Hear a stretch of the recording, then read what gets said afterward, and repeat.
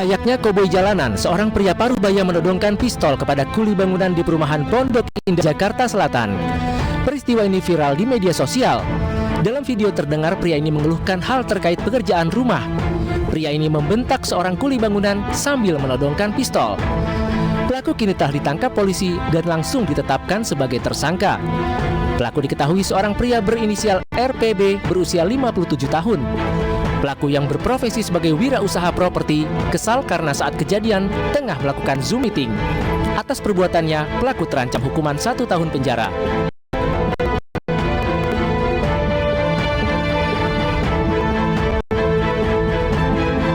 Kapolri Jenderal Polisi Listio Sigit Prabowo memerintahkan Divisi Propam Polri menyelidiki kasus tewasnya Rivaldi, warga pengunjuk rasa tolak tambang emas PT Trio Kencana di Kabupaten Parigi Mutong, Sulawesi Tengah, Sabtu lalu. Kapolri berjanji akan menindak tegas anggotanya bila ada pelanggaran dalam pelaksanaan pengamanan unjuk rasa tersebut. Sementara itu, Propam Polda Sulawesi Tengah memeriksa 17 personel Polres Parigi Mutong yang diterjunkan dalam pembubaran blokade jalan oleh warga Sabtu lalu. Propam juga mengamankan 15 pucuk senjata api yang dimiliki oleh para personel ini. Nantinya Propam akan melakukan uji balistik untuk dicocokkan dengan proyektil peluru yang ditemukan di lokasi kejadian.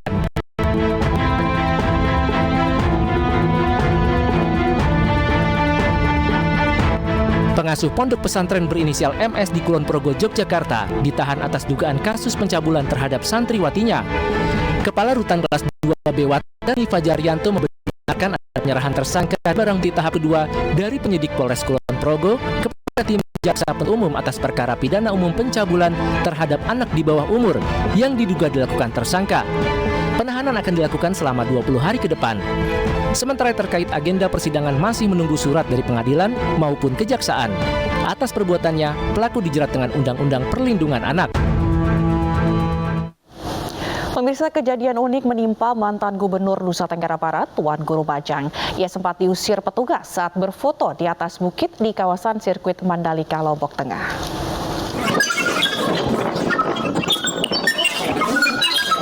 Dalam video amatir ini, seorang petugas BRIMOB berusaha mengusir mantan Gubernur Nusa Tenggara Barat, Zainul Majdi alias Tuan Guru Bajang. TGB diusir karena berfoto di atas bukit di kawasan sirkuit Mandalika yang tertutup untuk umum. Anggota BRIMOB ini ternyata tidak mengenali TGB yang pernah menjabat sebagai Gubernur NTB 2 periode. Setelah menyadari sosok bermasker yang diusirnya adalah TGB, anggota BRIMOB ini langsung meminta maaf. Namun TGB justru mengapresiasi anggota BRIMOB ini karena menjalankan tugasnya dengan profesional.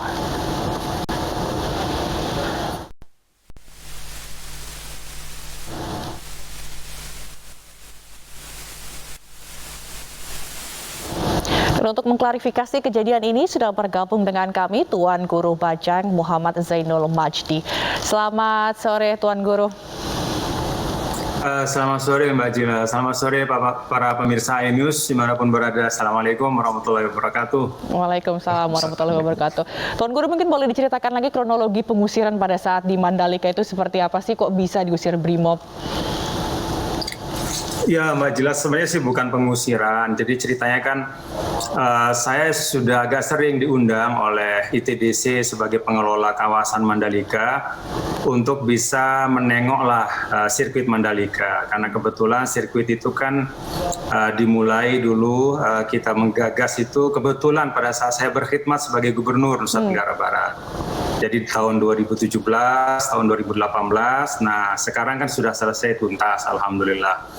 Jadi beberapa kali diundang, saya baru sempat kemarin datang pada hari terakhir pramusim itu untuk kesiapan GP1 bulan Maret yang akan datang. Jadi sambil ngelihat para riders itu mencoba sirkuit, saya diajak gitu oleh pimpinan ITDC untuk melihat spot-spot yang menurut beliau itu sangat indah gitu, dan saya juga tahu spot itu. Salah satu di antaranya itu ada Bukit 360 derajat ya, dinamakan demikian karena memang kalau kita di atas itu Mbak Jila itu kita bisa ngelihat seluruh ya 360 derajat. Jadi dari sirkuitnya, kemudian lautnya, dan seluruh keindahan yang ada di Mandalika. Dan itu memang spot yang menurut saya nggak ada di dunia ya, sirkuit seindah di Mandalika. Jadi kami naik ke situ, lalu kemudian ada teman ITDC menemani, lalu pada saat di atas sedang melihat riders di bawah uji coba itu ada teman Brimob ya yang kemudian kebetulan menjaga di sana dan menegur, dan tegurannya memang menurut saya proporsional, tegas tapi nggak kasar gitu, dan itu saya sangat apresiasi. Jadi bukan pengusiran ya Mbak Jila, tapi menurut saya teman Brimob sedang melaksanakan tugasnya dengan baik, alhamdulillah. Baik, jadi Tuan Guru ini mengapresiasi ya Brimob ini. Lalu kalau tadi Tuan Guru maksud kami bercerita bahwa telah memantau, itu tadi juga turut langsung gimana ngelihat prosesnya dari awal sampai sekarang udah jadi, dan kemarin pramusim juga udah dilakuin di sirkuit Mandalika. Ya, menurut saya ini Mandalika juga satu hal yang menurut saya perlu kita apresiasi ya, dan kita di tengah-tengah banyak masalah. Tadi segmen sebelum ini kan saya lihat Pak Zainal Arifin sama Bang Ali Muhtar itu diskusi tentang Wadas ya. Jadi selain ada banyak hal yang menjadi agenda kita harus selesaikan dengan pendekatan yang baik, menurut saya salah satu yang bisa kita lihat bisa menjadi salah satu benchmark lah katakan, walaupun tidak sempurna, adalah proses di Mandalika. Jadi di Mandalika ini juga 27 tahun, lalu kemudian ada determinasi, ada political will, kemudian mengajak dialog masyarakat. Ya alhamdulillah kita bisa menyaksikan sirkuit yang menjadi kebanggaan seluruh masyarakat Indonesia. Dan nanti 18 sampai 20 itu akan ada GP1 ya. Yang mudah-mudahan juga akan menjadi event yang menyenangkan dan bisa merelaksasi kita sebagai satu bangsa gitu loh. Karena selama ini kita terlalu tegang dengan banyak hal yang kadang-kadang membuat kita susah membangun hubungan sosial yang baik. Ya event-event seperti olahraga, kemudian perjumpaan itu perlu kita perbanyak lah untuk merelaksasi secara sosial kita sebagai satu bangsa. Baik, lalu kok soal pengamanan sendiri itu gimana Tuan Guru melihatnya? Kalau untuk nanti kan pas MotoGP juga GP1 nanti akan ada tamu-tamu internasional yang datang ke sana, begitu. Bagaimana Tuan Guru melihatnya pengamanan di sana? Kemarin hari Ahad itu saya juga jumpa, di situ ada Pak Kapolda, ada Pak Danrem, ada juga para tokoh masyarakat yang selalu memonitor situasi. Jadi saya lihat Pam Swakarsa dalam arti keterlibatan masyarakat sekitar ya untuk ikut terlibat dalam rangkaian kegiatan, kemudian juga ikut terlibat dalam proses pembangunan dari awal, itu menurut saya bagus ya di Mandalika. Sehingga mudah-mudahan nanti pada puncak event GP1 pada Maret yang akan datang, semua insya akan berjalan. Baik, berarti udah siap nih ya Tuan Guru Bajang ya, Mandalika ini ya. Siap, terima kasih Tuan Guru Bajang. Saya pikir overall itu kan Oke. Baik, terima kasih. Baik, terima kasih Tuan Guru Bajang atas kebersamaannya dengan iNews Sore pada sore hari ini.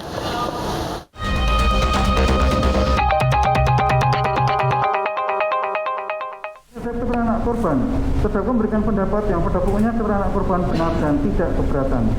18, anak korban 9. Sidang kasus asusila dengan terdakwa Heri Wirawan digelar secara terbuka di Pengadilan Negeri Bandung, Jawa Barat hari ini. Heri duduk di kursi pesakitan mendengarkan dengan seksama pembacaan vonis dari majelis hakim. Ia hanya terdiam saat majelis hakim membacakan putusan vonis. Usai menerima putusan, pemilik pesantren Manarul Huda Antapani Bandung ini tampak berkonsultasi dengan kuasa hukum namun belum menentukan sikap.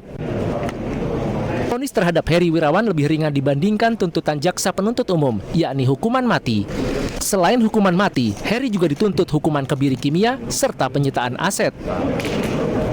Dari Bandung, Jawa Barat, Tim Liputan iNews melaporkan. Kasus pemerkosaan yang dilakukan Heri Wirawan terhadap belasan santriwatinya menyita perhatian publik. Akibat aksi bejatnya, sejumlah korban yang masih di bawah umur hamil, bahkan ada yang telah melahirkan.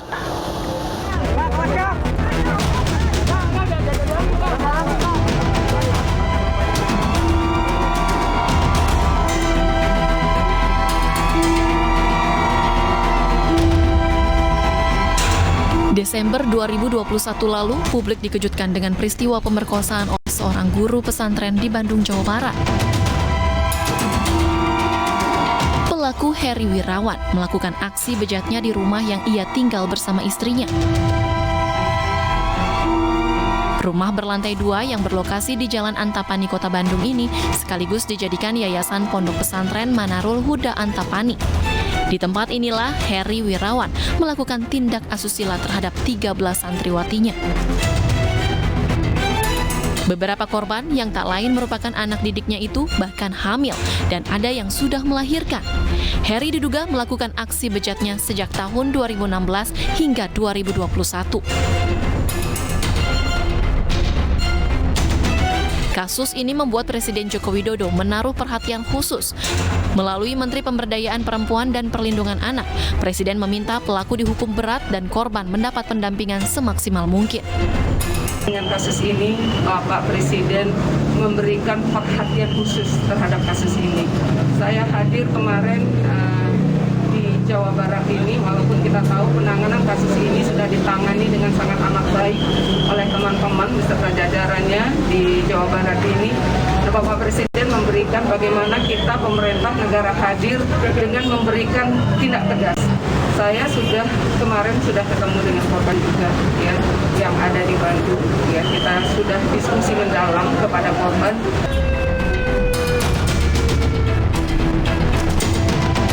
Selain memperkosa korban hingga hamil dan melahirkan, Heri juga memanfaatkan anak hasil hubungan terlarang dengan korban untuk meminta sumbangan. Dana program Indonesia Pintar para korban juga diambil Heri. Proses hukum terhadap Heri Wirawan pun terus disorot publik. Dalam sidang awal Januari lalu, Heri dituntut hukuman mati dan kebiri kimia oleh jaksa. Jaksa juga meminta harta Heri disita untuk dibagikan kepada korban. Namun majelis hakim memvonis Heri lebih ringan dari tuntutan tersebut. Heri hanya divonis pidana penjara seumur hidup. Heri bahkan meminta keringanan hukuman kepada majelis hakim. Tim Liputan iNews melaporkan. Lalu bagaimana ahli hukum melihat vonis ini? Apakah sudah tepat? Kita akan membahasnya bersama ahli hukum pidana Profesor Muzakir. Selamat sore Pak Muzakir. Selamat sore. Ya, Pak Muzakir, bagaimana tanggapannya terkait vonis Heri Wirawan ini dihukum seumur hidup? Jadi kalau dilihat dari serangkaian perbuatan pidana yang dilakukan, menurut saya itu sudah cukup dan itu sudah adil. Walaupun tuntutannya pidana mati, tapi hukuman seumur hidup menurut saya sudah adil ya, sesuai dengan perbuatan yang dilakukan. Dan saya apresiasi jika kemudian ada putusan yang menyangkut penyitaan terhadap aset yang diserahkan kepada korban kejahatan untuk pemeliharaan anak-anak yang dilahirkan dari perbuatan terdakwa yang bersangkutan. Saya kira itu, saya setuju itu, bagus gitu ya. Tapi bagaimana dengan nasib para korban yang menjadi korban yang bahkan sampai sekarang masih trauma begitu? Ini dibilang hukuman ini lebih ringan dan keluarga kecewa atas vonis ini. Jadi begini, kalau kita mencari hukuman yang maksimum terhadap perkara perkosaan itu, kalau tidak salah pasal yang paling tinggi itu ya itu hukuman seumur hidup gitu ya. Tidak ada yang pasal yang mati begitu. Kalau kita lihat konstruksi hukumnya gitu, makanya saya agak kaget kalau dijatuhi pidana mati itu terlepas dari ini ya, terlepas dari setuju tidak setuju sebagai pendapat, tapi norma hukumnya kan harus diikuti begitu. Jadi itu sebagai hukuman yang adil. Cuma kalau tadi dikatakan kebiri kimia tadi itu kenapa nggak disinggungkan di dalam majelis hakim untuk mengambil keputusan juga? Saya kira itu ya juga menjadi catatan bahwa ini sedahsyat seperti itu perbuatan dan semasal seperti itu korbannya, kenapa justru itu tidak dilakukan gitu. Saya kira kalau itu dilakukan ya wajar dan adil lah gitu, agar supaya dia juga harus istilah bahasa membuat dia bisa memperoleh pembelajaran dari hukuman itu. Ya, jangan sampai nanti di lembaga pemasyarakatan selama menjalani hukuman seumur hidup dia akan kambuh lagi di lembaga itu dengan sasaran korban mungkin bisa teman-teman dalam lembaga pemasyarakatan itu, menurut saya begitu. Baik, tadi juga pada saat persidangan hakim menyinggung bahwa menolak hukuman kebiri kimia. Tapi di sisi lain hakim juga menjelaskan bahwa kebiri kimia ini syaratnya dilakukan setelah terdakwa ini menjalani hukuman 2 tahun pidana. Bagaimana menurut Anda? Ya, kalau itu syaratnya ada seperti itu nggak menjadi masalah. Tapi dia kan memang seumur hidup ada di lembaga gitu ya. Kalau lembaga itu diisolasi, barangkali nggak membahayakan orang lain atau terpidana yang lain itu. Tapi kalau dia nanti gabung dengan terpidana yang lain, hasrat seksual yang biasanya mudah disalurkan itu, dia akan cari penyaluran dengan cara-cara yang lain gitu. Itu yang saya ulangi lagi itu karena itu sudah menimbulkan adiksi ya. Kalau menimbulkan adiksi itu kalau nanti itu tidak diberi treatment pencegahan yang spesifik begitu, saya khawatirkan malah justru nanti korbannya bisa bergeser dari perempuan menjadi laki-laki begitu. Oke. Baik, tadi saya juga sempat berbicara dengan keluarga, begitu mereka kecewa karena hukumannya itu adalah seumur hidup bukan hukuman mati. Karena buat keluarga hukuman yang pantas adalah hukuman mati. Sementara dari sisi hukum yang Bapak sampaikan tadi bahwa hukuman seumur hidup itu sudah pas. Apa yang membedakan bahwa hukuman seumur hidup ini sudah pas bagi terdakwa, sudah sepantasnya, dan hukuman mati itu dianggap tidak begitu, Pak? Ya, jadi pasti dakwaan itu kan harus dibaca juga itu ada hukuman mati atau tidak gitu. Jadi itu yang harus dipaskan gitu ya. Ini dulu pernah juga kasus-kasus yang sebelumnya juga begitu. Kalau ini kasus itu adalah ternyata tidak ada hukuman mati, ya jangan dipaksakan pidana mati, malah salah gitu. Dan hukuman seumur hidup itu memang ada gitu, berdasarkan pada dulu sumbernya dari Perpu yang sudah menjadi undang-undang gitu. Baik, terima kasih atas penjelasannya Pak Muzaki. Semoga ini juga bermanfaat untuk keluarga korbannya. Nah, usai jeda akan ada informasi mengenai viral nasib Malang. Seorang buruh sudah kehilangan 4 jari, dipecat pula dari pekerjaannya. Selengkapnya sesaat lagi, tetaplah bersama kami.